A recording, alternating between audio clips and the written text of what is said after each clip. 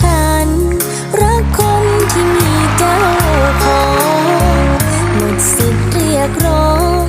รักเอื้ออาทรที่ไหนไม่มีบัตรทองรักษาโรครักในใจ30 บาทเลยเก็บไว้ไปซื้อผ้าเช็ดน้ำตาได้อยู่ใกล้ชิดได้มองเธอก็สุขใจพออยู่ห่างไกลฉันคอยใกล้เธอในฝัน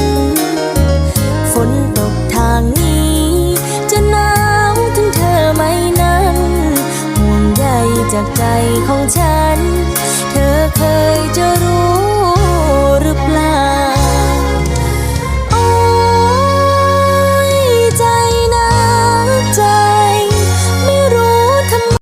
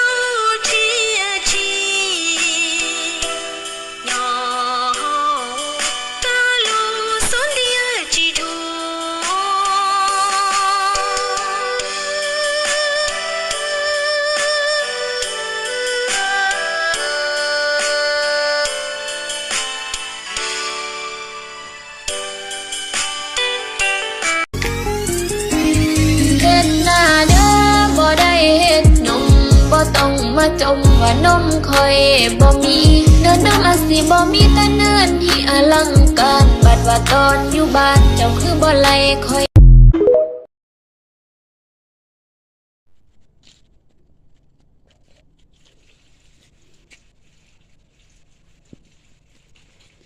提着嘛，是提多还是太哦？路上个年不老。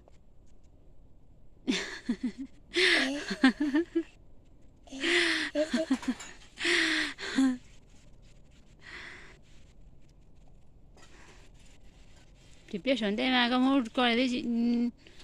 chị bảo có lúc không mua nè thôi mi tu giờ tu mi nằng tele nói